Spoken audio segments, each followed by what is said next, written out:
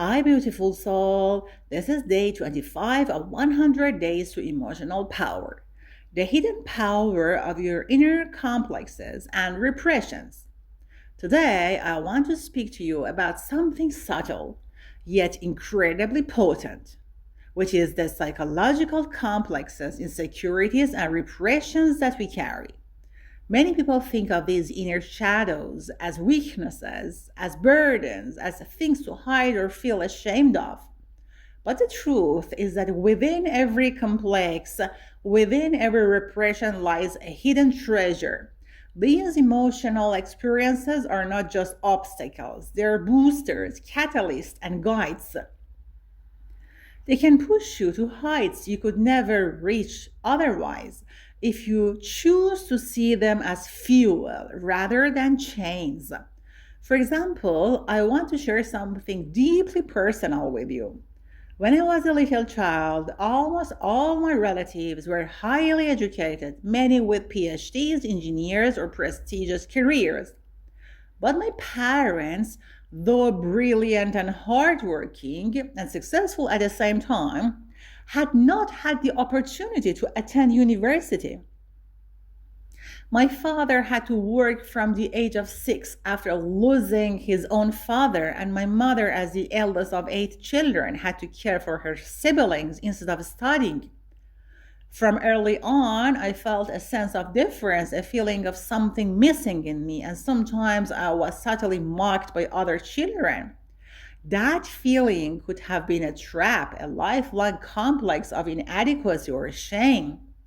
Yet I chose to turn it into energy.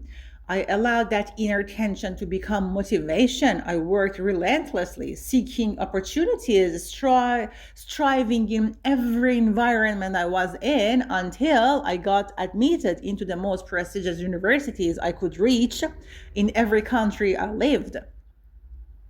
I pursued my PhD under my favorite professor and completed it with pride. My parents' dreams for themselves, their unfulfilled longing for education, were realized through my steps forward. That complex, that early repression became a fuel, a quiet power that drove me to achieve, to honor myself and them. And my beautiful soul, this is the essential truth. The complexes you carry are maps to your potential. Each insecurity, each self doubt, each sense of lack points to a part of your life where energy, once channeled, can create extraordinary results. For example, someone who has always felt less than because they didn't grow up in a wealthy family might work hard, create financial independence, and build a legacy that surprises even themselves. Someone who felt emotionally silenced as a child may develop extraordinary empathy, communication skills, and the courage to speak boldly as an adult. Someone who was mocked for a perceived weakness may become the very expert artist or leader who transforms that weakness into a gift. But here is the key: the power lies not in fighting or denying the complex, but in acknowledging it, understanding it, and deliberately converting it into motivation. Tip number one: name your complex. Write down what it feels like, how it appears in your life, and the situations that trigger it.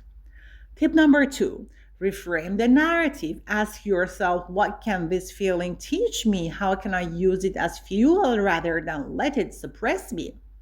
Tip number three: take consistent, aligned action.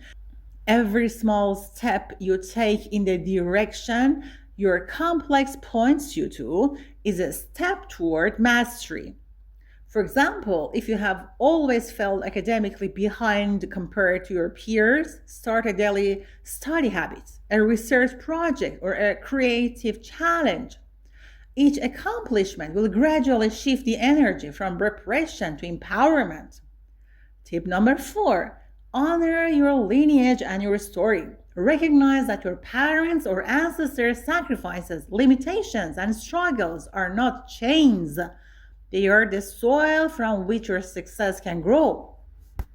Tip number 5, celebrate progress, not just perfection. Every time you convert a complex into constructive energy, pause and acknowledge it. Tip number 6, share your stories selectively. Teaching or guiding others who share similar challenges amplifies the positive side of your experiences. For example, someone who turned childhood ridicule into mastery of a skill can mentor others, turning pain into a guiding light. Tip number 7, observe your inner dialogue. Notice when a complex is speaking as doubt or fear and gently redirect it into questions of curiosity, strategy, or challenge. Tip number 8, allow yourself vulnerability. Paradoxically, the more you embrace your complex without shame, the stronger your emotional power becomes. Tip number 9, use your complex as a mirror for growth. Whenever it appears, ask, what is this showing me I can develop, master, or honor in myself? Tip number 10, anchor your victories.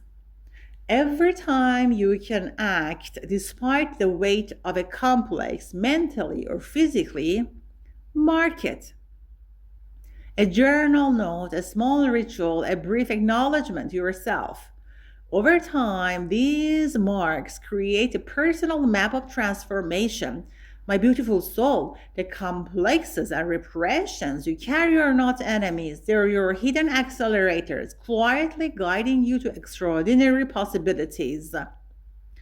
If you choose to engage with them consciously, they contain the energy to push you into success, mastery, and fulfillment that might otherwise seem unreachable. They are proof that your life is not defined by circumstances, childhood, or comparisons, but by the choices you make with intention and courage. Even small daily steps, naming a feeling, taking a micro action, journaling a reflection, they all turn your inner tensions into sources of strength. Over weeks and months, you will notice a growing sense of confidence, resilience, and mastery over your life's direction. If this talk spoke to you, if you recognize yourself in these examples, if you felt like this talk felt familiar in your life and it described your inner experience, then keep listening. Like, share, and subscribe to this channel because this is day 25 of 100 days to emotional power. And every day we talk about one emotional truth that many people live with silently.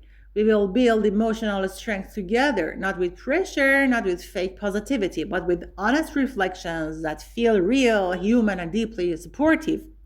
We can listen while cooking, cleaning, commuting, working, or resting, like a quiet self-talk that strengthens you slowly. Drop your ideas, questions, and comments down below. I would love to hear from you. See you in the next video.